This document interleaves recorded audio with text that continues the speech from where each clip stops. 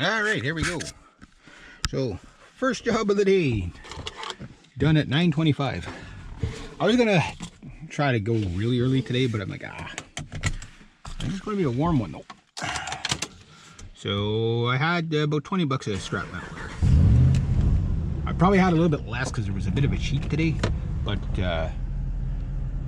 considering I'm going to be getting paid by Gary again later today, he's like, yeah, just take this, go.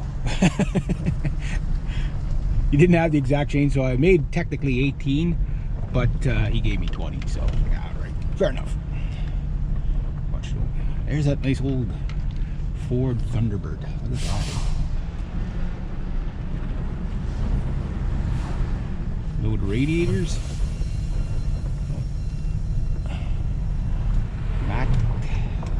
That's the other mechanic from another shop over at his competitors. Interesting. Lot pickings. Alright, so now I'm going up to the big town of Venasta. There's lots of Irishmen in Venasta. And yeah, so I'm gonna go to Venasta. So I'll put the window up a little bit now so nothing blows out. And so you can hear me better. I'll suffer in the heat at 22 degrees, just so you can hear me better. If it's 22 degrees right now, it's going to be really warm today. Parts guy. Yeah, so gotta go do some whippersnipping around the old hotel. Well, the bike shop's right beside the old hotel. And yeah. So I got a whippersnip around that. I don't know, I haven't been out that way in a while, so I really don't know how evil that's going to be. One thing that, because I know it hasn't been whippersnipped in a while because he doesn't have time to do it. But I'm hoping there's not too much poison parsnip or anything like that. But I came prepared. But if there's poison parsnip there, it means the next 3 or 4 hours of my life is going to be extremely, extremely miserable, because that means I'm going to have to wear the raincoat. And the, you know, my, what you call it, other boots. And hopefully the ditch isn't too long, so we'll see. I should have lots of gas. Yeah, everything like that. So it should be this kind of like just one of those pickup jobs where it's not something I'm going to do probably on a regular basis, but I tend to get talked into doing stuff on a regular basis. The chainsaws, yeah, so the chainsaws. Here's what happens. The little old lady whose husband, I guess he's starting to get Alzheimer's or something like that is what I understand. So he's obviously not working anymore, whatever. They want to get rid of these 2 chainsaws. They don't want cash for them, they want labor. And most of the seniors, that's what there's always people looking for somebody to do the work for them, right? Especially the seniors. Because like what happens is that, you know, well, simple, they just get too old to do the work, and you know, they a lot of people from the city that had cottages up here, one of the things is that they usually when they retire, they don't retire in the city, they move up here. But life up here is more Spartan, you know what I mean? Like, even if you have a nice cottage, you know, you got a nice big yard. In the city, you got like a little square block that, you know, you can bring out the lawnmower and cut it in, like, you know, under 5 minutes type of thing. Here it takes you, you know, half the day, right? So most of the seniors don't have the stamina or the health to do that, right? So some do, but, you know, like, who wants to spend all their retirement cutting grass, right? You know what I mean? Like, I mean, some people do really enjoy that, but like, I do it. I wouldn't, you know, it's something I only do if I have to do it. Like, I don't do it because I like to do it. You know what I mean? It's just, it's the job that's available. You know what I mean? So I do it. You know, like, I don't mind the whippersnipper. I hate whippersnippering, to be honest with you. But, you know, it's like, okay, well, you know, in comparison to what, you know? I'd rather be whippersnipping than digging ditches, right? So, yeah, it's like that. So you do whatever you got to do. And then, from there, it's like, yeah, you just end up with all these clients, right? And while you have all your clients and you're booked up solid, you've got all these other little one-off jobs that usually pop up that is, oh, Rich, can you do it for me? Because I got nobody else. You know what I mean? I'm like, well, I'll see where I can fit you in. Be a couple of weeks before I can get to you. Ah, that's fine. It's like, got to get somebody, right? And you'll hear people say that, oh, nobody wants to work. Nobody wants to work. There's a lot. Don't get me started on that one.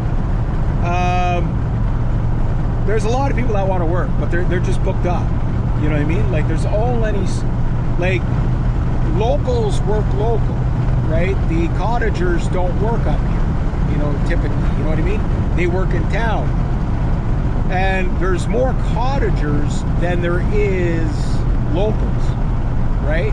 And not every local works locally. Some of them work in town, some of them work whatever. Like, if they work for the government, they either work at home or they work in town, right? But if they're a laborer, like guys like me, we don't usually end up doing drive. Look at this asshole. Okay, yeah, that's not too bad there.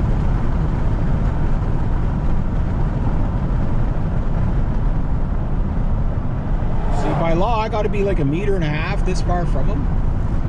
Okay. When there's, like the, at least, okay, I apologize. He did the right thing there. He stayed on. You got to stay on the other side of the white line, especially when it's paved. There's no reason to be on this side of the white line when it's paved. If it's paved, the law should be bicycles have to stay on that side of the white line, especially in a 90 zone. Don't get me started on that. But like, I mean, he was out almost in the center of the road. Is he nuts? Like, that's a city person. A country person knows, like, that's the most deadly place to be. Like, this guy, doing good.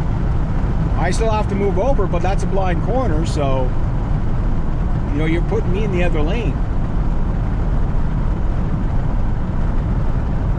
See, right when there's a...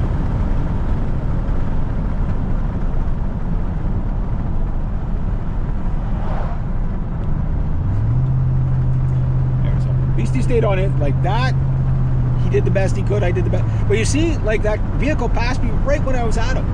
Like, you know what I mean? Like, that's like, I have no control over the speed of the other guy, and he doesn't know that guy's there where I'm coming until we get to the corner, right? That's why you need to be on the other side of the white line. So there you saw a prime example of why people get mad at cyclists. So the city guy, he's a city guy. You can just tell, right? The rest, they get it. Again, if it's paved, there's no reason to be out on the other side of the white line. Because by law, I have to be 1.5 meters from you, which this lane isn't wide enough for me to be 1.5 meters from you if you're over the white line, right? Like 1.5 meters is basically 7 feet, 8 feet, like 10 feet, around that, right? So about 3.5, it's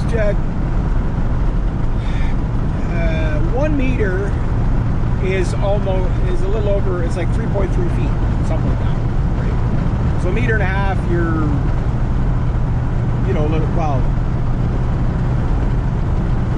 well, not quite 10 feet, so you're about 7, 8 feet, right? And like I say, if there's traffic coming the other way, like if I have to choose between a soft pushy target and a solid dead stop coming at me at doubling my speed, which is almost guaranteed to kill me, guess who I'm choosing? Yeah, I'll feel bad about running you over. I will. You know what I mean?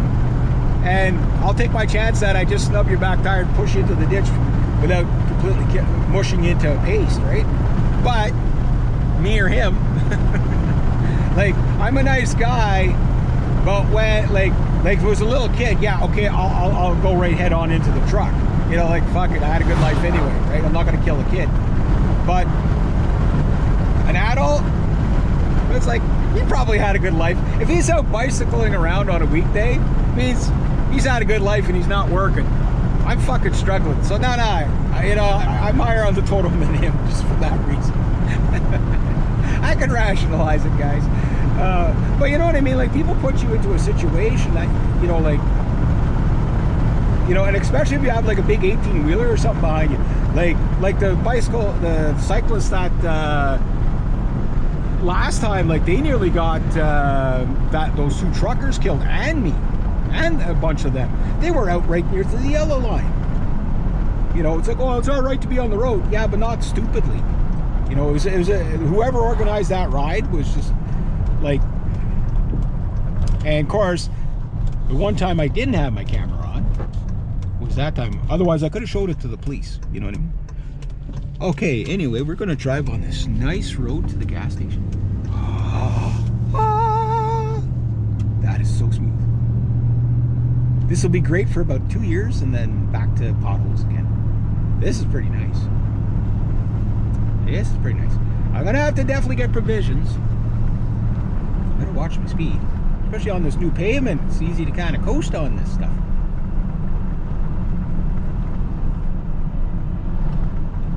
Yeah. So anyway, I'm going to go get my provisions and then I'll head off to the next place.